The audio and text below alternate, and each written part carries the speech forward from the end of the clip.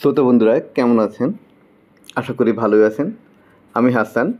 আজ আপনাদের মাঝে উপস্থিত হলাম effective leadership and team building তথা দক্ষ নেতৃত্ব এবং দল গঠন এই বিষয়ের খুঁটিনাটি নিয়ে আলোচনা করার জন্য।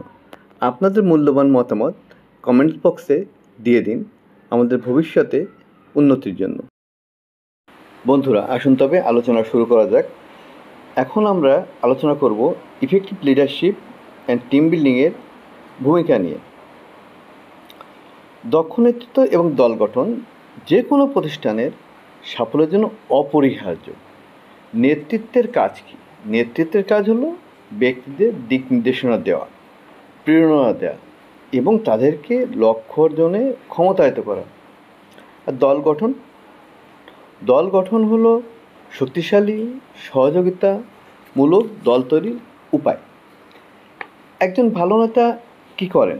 একজন ভালো নেতা উন্মুক্ত যোগাযোগ, বিশ্বাস এবং একসঙ্গে ইতিবাচক পরিবেশকে উৎসাহিত করেন, যেখানে তার দলীয় সদস্যরা সমভাবে মূল্যায়িত হন এবং অনুপ্রাণিত বোধ করেন। শক্তিশালী দল গঠন নিশ্চিত করে যে প্রত্যেক সদস্য তাদের ভূমিকা বোঝে এবং সম্মিলিত লক্ষ্যে কাজ করে। দক্ষ নেতৃত্ব দল গঠন একই সঙ্গে উৎপাদনশীলতা, সৃজনশীলতা এবং মনোবল বাড়ায়, যা একটু ঐক্যবদ্ধ কর্মী দল এবং প্রতিষ্ঠানের উন্নত কর্মদক্ষতা নিশ্চিত। আলোচনার এই অংশে আমরা ইফেক্টিভ লিডারশিপ এবং টিম বিল্ডিংয়ের মূল যে বিষয় সেটার দিকে আলোকপাত করব। দক্ষ নেতৃত্ব এবং দল গঠন একটি প্রতিষ্ঠানের সাফল্য অর্জনে অত্যন্ত গুরুত্বপূর্ণ। আমরা সবাই এটা জানি। একজন ভালো নেতা কি করে?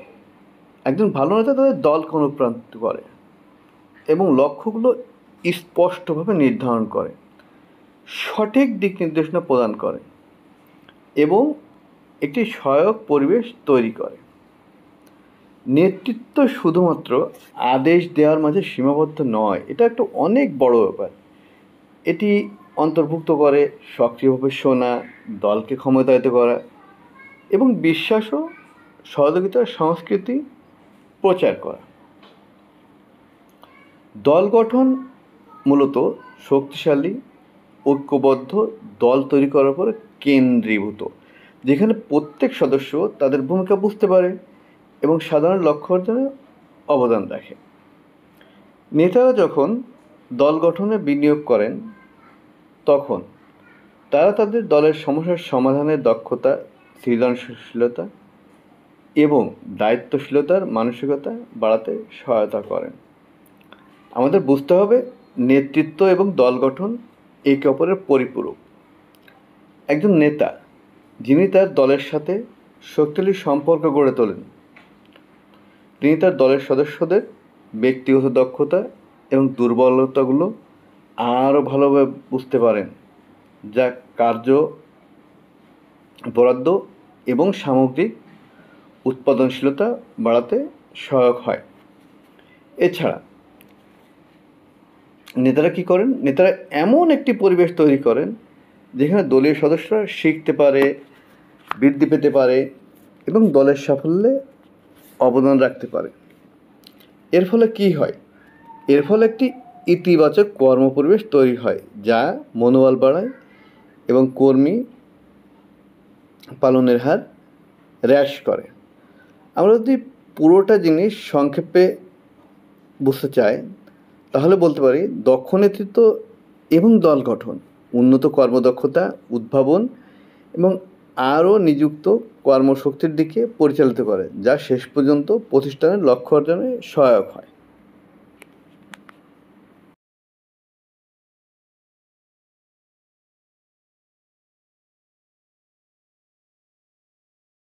আমাদের আলোচনার এ পর্যায়ে আমরা বুঝতে চেষ্টা করব নেতৃত্ব বলতে আসলে আমরা কী বুঝি। নেতৃত্ব হলো অন্যদের একটি সাধারণ লক্ষ্য অর্জনের জন্য দিক নির্দেশনা প্রদান, অনুপ্রাণিত করা এবং প্রভাবিত করার দক্ষতা। একজন নেতা অন্যদের ক্ষমতায়িত করেন, উন্মুক্ত যোগাযোগ ব্যবস্থাকে উৎসাহিত করেন এবং নিজে উদাহরণ স্থাপন করে নেতৃত্ব দেন, যা একটি ইতিবাচক এবং সহযোগিতামূলক পরিবেশ তৈরি করে। নেতৃত্ব কেবল ক্ষমতার বিষয় নয়, এটি অন্যদের শক্তি ও প্রয়োজন বুঝে তাদের বৃদ্ধি ও সফলতাতে সাহায্য করার দক্ষতা। দক্ষ নেতৃত্ব প্রতিষ্ঠানের অগ্রগতি, উদ্ভাবন এবং সাফল্যকে ত্বরান্বিত করে। একজন নেতার কী কী ধরনের গুণাবলী থাকা প্রয়োজন বলে আপনারা মনে করেন? আপনারা যা মনে করেন তা আমাদের কমেন্টস বক্সে দিয়ে দিতে পারেন। এখন আসি একজন যোগ্য নেতার কিছু গুণাবলী নিয়ে আলোচনা করার জন্য। দূরদর্শিতা। একজন নেতা অবশ্যই দূরদর্শী হবেন এবং ভবিষ্যতের দিকে দৃষ্টি রাখবেন এবং তার মাধ্যমে দলকে অনুপ্রাণিত ও পরিচালিত করবেন। সহানুভূতিশীলতা। দলের সদস্যদের চাহিদা, আবেগ এবং দৃষ্টিভঙ্গি বুঝে তাদের প্রতি যত্নশীল হবেন, বিশ্বাস ও দৃঢ় সম্পর্ক গড়ে তুলবেন। সিদ্ধান্ত গ্রহণের ক্ষমতা। একজন ভালো নেতা তথ্যভিত্তিক এবং সময়োপযোগী সিদ্ধান্ত গ্রহণ করেন, এমনকি কঠিন পরিস্থিতিতেও সে সঠিক সিদ্ধান্ত গ্রহণের ব্যবস্থা রাখে। সততা। সৎ এবং নৈতিক মূল্যবোধ সম্পন্ন নেতারা সম্মান ও বিশ্বাসযোগ্যতা অর্জন করেন। যোগাযোগ দক্ষতা। একজন নেতার অন্যতম দক্ষতা হলো তার যোগাযোগ, আইডিয়া, প্রত্যাশা, প্রতিক্রিয়া এবং তার যোগাযোগের মাধ্যম সিলেকশন করা। দায়িত্বশীলতা। দক্ষ নেতা তাদের কর্ম ও ফলাফলের জন্য দায়িত্ব নেন এবং অন্যদেরও গঠনমূলকভাবে দায়বদ্ধ রাখেন। অনুকূলনশীলতা। একজন শক্তিশালী নেতা পরিবর্তিত পরিস্থিতির সাথে মানিয়ে নিতে সক্ষম হন এবং ক্রমেই পরাক্রমশালী হয়ে ওঠেন। এগুলো মোরাললেস একজন নেতার গুণাবলী।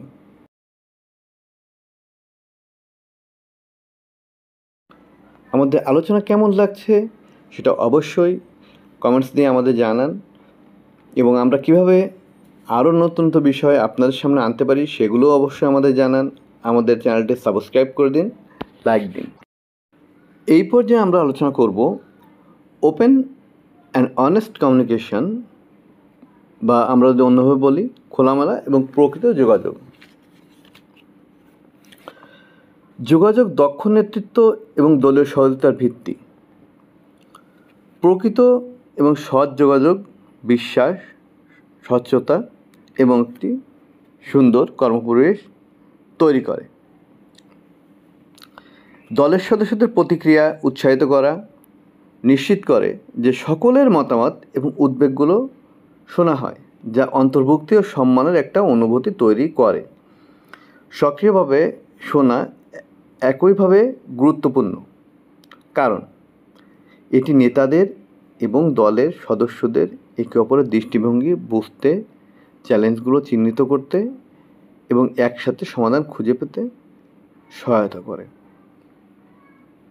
যখন যোগাযোগ স্পষ্ট এবং খোলামেলা হয়, এটি ভুল বোঝাবুঝিকে প্রতিরোধ করে, দ্রুত সমস্যার সমাধান করে এবং সামগ্রিক উৎপাদনশীলতা বৃদ্ধি করে। সবশেষে আমরা বলতে পারি শক্তিশালী যোগাযোগ সম্পর্ক মজবুত করে এবং ভালো ফলাফলের দিকে পরিচালিত করে। ট্রাস্ট বিল্ডিং বা বিশ্বাস তৈরি করা ইফেক্টিভ লিডারশিপ অ্যান্ড টিম বিল্ডিংয়ের একটি গুরুত্বপূর্ণ অংশ। বিশ্বাস তৈরি করা একটি শক্তিশালী ও সংহত দলের জন্য অপরিহার্য। বিশ্বাস হলো সেই ভিত্তি যার উপর সকল সহযোগিতা, কার্যকর যোগাযোগ গড়ে ওঠে।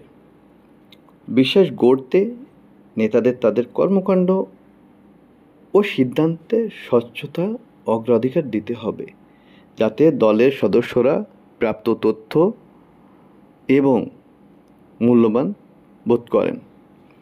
নির্ভরযোগ্যতাও এদিক থেকে সমান গুরুত্বপূর্ণ। প্রতিশ্রুতি অনুযায়ী ধারাবাহিকভাবে কাজ সম্পন্ন করা এবং দায়বদ্ধ থাকা দলের মধ্যে আস্থা ও শ্রদ্ধা তৈরি করতে সাহায্য করে। যেখানে বিশ্বাস বিদ্যমান থাকে, ব্যক্তিরা তাদের ধারণা প্রকাশ করতে, ঝুঁকি নিতে এবং আরও কার্যকরভাবে একসঙ্গে কাজ করতে নিরাপদ বোধ করে। এবং এর ফলে কী হয়? এর ফলে দলগত কাজে মনোবল বেড়ে যায় এবং সামগ্রিক পারফরম্যান্স উন্নত হয়। দায়িত্বভার হস্তান্তর বা ডেলিগেশন হলো ইফেক্টিভ কমিউনিকেশন অ্যান্ড টিম বিল্ডিংয়ের খুবই গুরুত্বপূর্ণ একটা অধ্যায়। আমরা এবার দায়িত্বভার হস্তান্তর বা ডেলিগেশন এটা নিয়ে আলোচনা করব।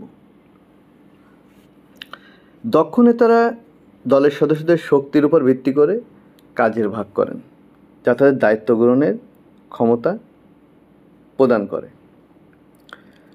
কাজ ভাগ করার মাধ্যমে কী হয়? কাজ ভাগ করার মাধ্যমে নেতারা যে শুধু তাদের নিজেদের কাজের বোঝা কমান তা কিন্তু নয়, বরং দলের সদস্যদের দক্ষতা ও আত্মবিশ্বাস বাড়ানোর সুযোগ তৈরি করেন।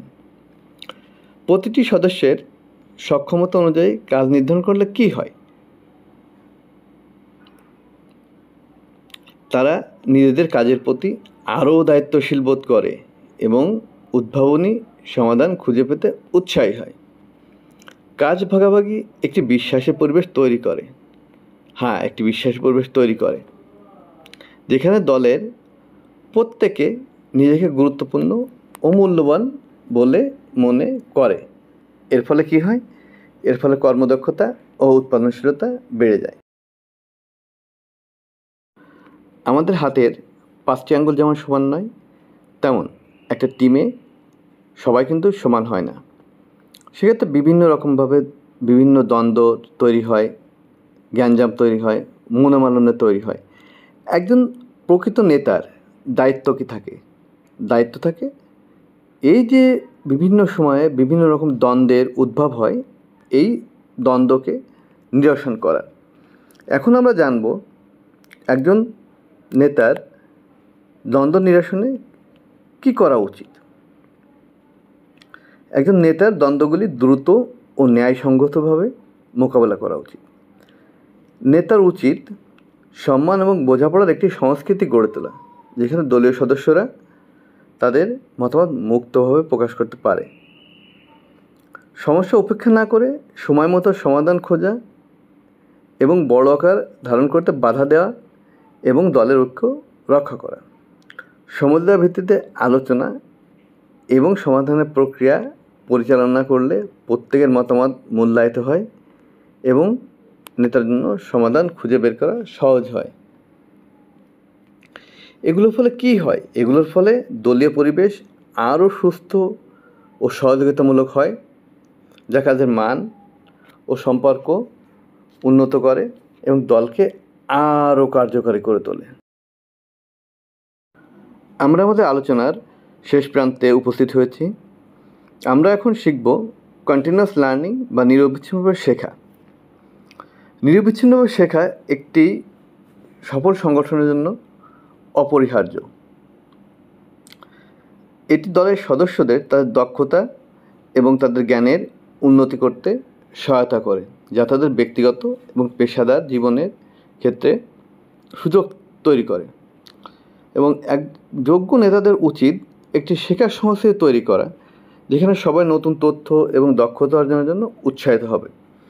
প্রশিক্ষণ ও কর্মশালায় বিনিয়োগ করা, সদস্যদের উন্নয়নমূলক সুযোগ প্রদান করা এবং নতুন প্রযুক্তি পদ্ধতি সম্পর্কে ধারণা দেয়া এবং তাদেরকে সক্ষম করে গড়ে তোলা। এর ফলে কী হয়? এর ফলে একটি বেশি দক্ষ উৎপাদনশীল কর্মী বাহিনী গঠিত হয়, যা প্রতিষ্ঠানের সাফল্যে অবদান রাখে। বন্ধুরা, ডেঙ্গুর ভয়াবহতা যেভাবে বৃদ্ধি পেয়েছে, আমাদের আরও সচেতন হতে হবে। বাড়ির আশেপাশের পরিষ্কার রাখুন, জমা পানি ফেলে দিন এবং এডিস মশার বংশবিস্তার রোধ করুন। ডেঙ্গু হতে বেঁচে থাকুন। আজকের মতো বিদায় নিচ্ছি বন্ধুরা, সামনের দিন দেখা হবে অন্য কোনো বিষয় নিয়ে। আসসালামু আলাইকুম।